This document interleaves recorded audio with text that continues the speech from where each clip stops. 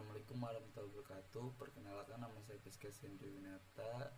Saya dari jurusan Teknik Sipil dengan NIM 336 2014. Di sini saya akan menjelaskan tentang PPT-Resume ketiga dari pertemuan 1 sampai 6. Untuk pertemuan 1 ada dasar-dasar ketiga dengan bentuk lambang kati, yaitu berupa palang berwarna hijau dengan roda bergerigi 11 dengan warna dasar putih lambang K3. Tanda palang lepas dari kecelakaan penyakit akibat kerja atau PHK. Roda gerigi bekerja dengan kesegaran jasmani nurani. 11 roda gerigi yaitu 11 bab dalam Undang-Undang Nomor 1 Tahun 1970 tentang keselamatan kerja. Untuk arti warna putih bermakna bersih dan suci, warna hijau bermakna selamat, sehat, dan sejahtera. Dasar hukum sistem manajemen ketiga bisa dilihat di video atau di PPT. Lalu ada kerja aman, usaha untuk meminimalisir risiko dari kecelakaan, dan kerja sehat yaitu meningkatkan kemampuan fisik dan mental untuk mencegah penyakit di tempat kerja. Definisi ketiga, keselamatan kerja, suatu sikap atau tindakan yang dilakukan untuk mencegah atau mengurangi kecelakaan yang dapat terjadi dalam suatu pekerjaan yang berkaitan dengan manusia, barang atau bahan, mesin atau alat secara kerja, dan lingkungan hidup. Untuk kesehatan kerja, kondisi yang bebas dari gangguan fisik, mental, emosi, atau rasa sakit yang disebabkan oleh lingkungan kerja. Untuk keselamatan dan kesehatan kerja, yaitu semua ilmu dan penerapannya untuk mencegah terjadinya kecelakaan kerja, penyakit akibat kerja atau PHK, kebakaran, peledakan, dan pencemaran lingkungan. Lalu, keselamatan kerja adalah suatu sikap atau tindakan yang dilakukan untuk mencegah atau mengurangi kecelakaan yang dapat terjadi dalam suatu pekerjaan yang berkaitan dengan manusia, barang atau bahan, mesin atau alat secara kerja, dan lingkungan hidup. Kesehatan kerja adalah kondisi yang bebas dari gangguan fisik, mental, emosi, atau rasa sakit yang disebabkan oleh lingkungan kerja. Keselamatan dan kesehatan kerja adalah semua ilmu dan penerapannya untuk mencegah terjadinya kecelakaan kerja, penyakit akibat kerja atau PHK, kebakaran, peledakan, dan pencemaran lingkungan. Untuk ketiga, konstruksi itu adalah segala hal kegiatan untuk menjamin dan melindungi keselamatan dan kesehatan tenaga kerja melalui upaya pencegahan kecelakaan kerja dan penyakit akibat kerja pada pekerjaan konstruksi.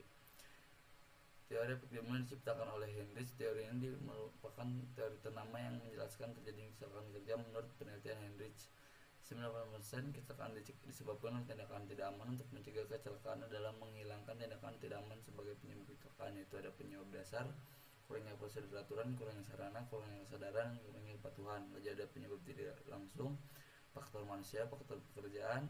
Penyebab langsungnya itu perilaku tidak aman dan kondisi tidak aman. Untuk pertemuan 2 itu fasilitas dan prosedur darurat pada proyek konstruksi. Fasilitas proyek konstruksi dibagi menjadi dua, itu fasilitas umum dan fasilitas khusus. Definisi keadaan darurat.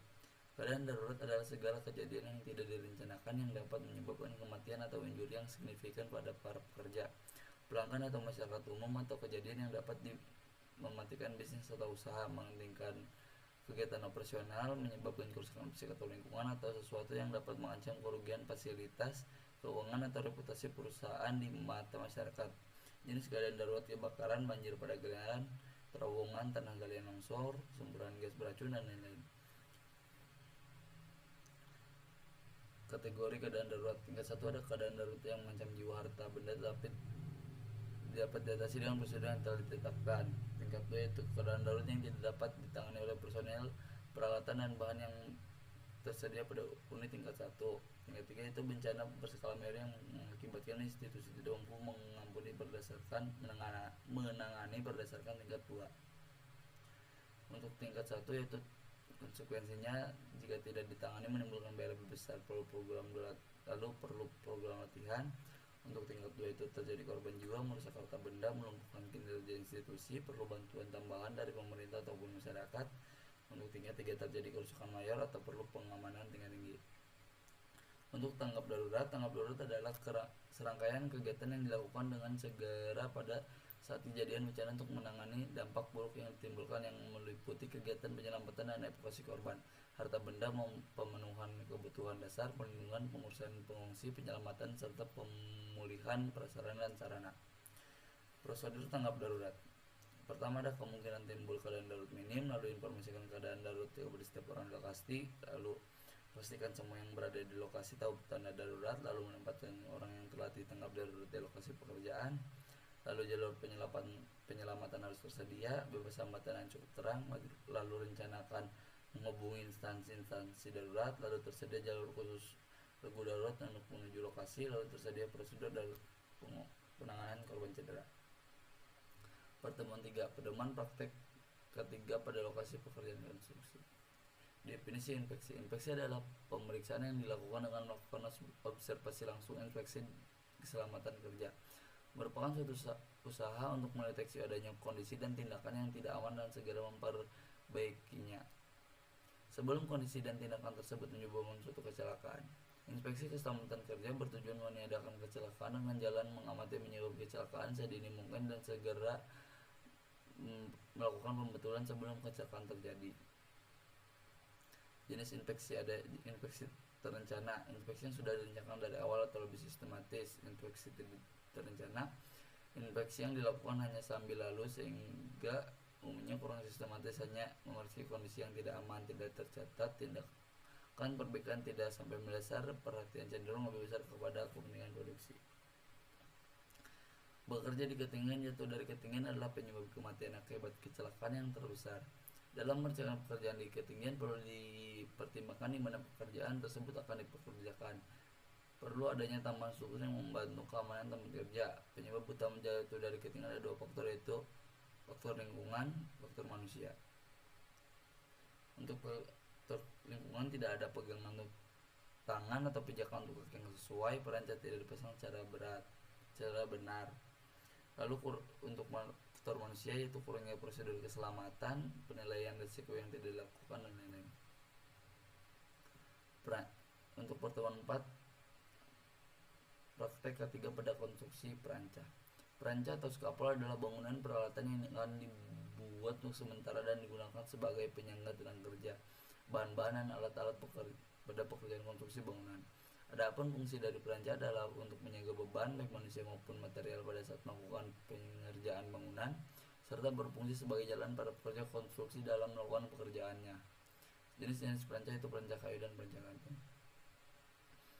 Tangga merupakan jalur yang mempunyai undak-undak trap yang menghubungkan satu lantai dengan lantai di atasnya, yang mempunyai fungsi sebagai jalan untuk naik dan turun.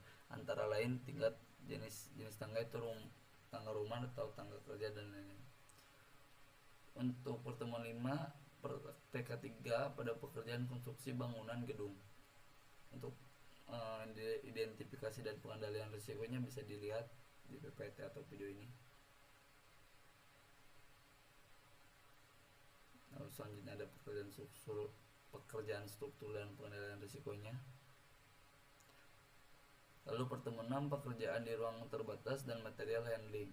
Kategori ruang terbatas. Ruang terbatas dengan keharusan mempunyai izin masuk berisi berpotensi menyimpan udara berbahaya seperti kekurangan maupun terlalu tinggi kadar oksigen, berisi bahan yang berpotensi menghambat jalur masuk atau keluar, berisi bahan-bahan atau peralatan yang berbahaya secara fisik seperti peralatan mekanikal, listrik, cairan atau gas, panas atau dingin, atau bahan-bahan yang juga berbahaya untuk kesehatan. Untuk ruang terbatas tanpa diperlukan izin masuk mempunyai sifat tidak mengandung zat-zat berbahaya, tetapi terdapat benda-benda yang dapat menyebabkan kematian atau cedera berat seperti hal jatuhnya plafon atau benda bergerak. Untuk kategori di ruang terbatas yaitu ventilasi udara, alat komunikasi, padamkan api dengan apar, gunakan safety harness, gunakan masker oksigen, dan antisipasi keadaan darurat. Material handling merupakan penyediaan material dalam jumlah yang tepat, pada kondisi yang tepat, pada waktu yang tepat, pada posisi yang tepat, pada urutan yang tepat, dengan biaya yang tepat, dan menggunakan metode yang tepat. Banyak pekerja konstruksi meninggal atau menderita cedera serius karena kecelakaan seperti dari terbalik, material jatuh dari kren. Selain itu, banyak yang menderita cedera dalam waktu yang lama karena mengangkat barang atau membawa material yang berat. Untuk itu perlu perencanaan penanganan barang dengan baik untuk menghindari risiko kecelakaan atau cedera. Sekian, terima kasih, kurang lebihnya mohon maaf. Assalamualaikum warahmatullahi wabarakatuh.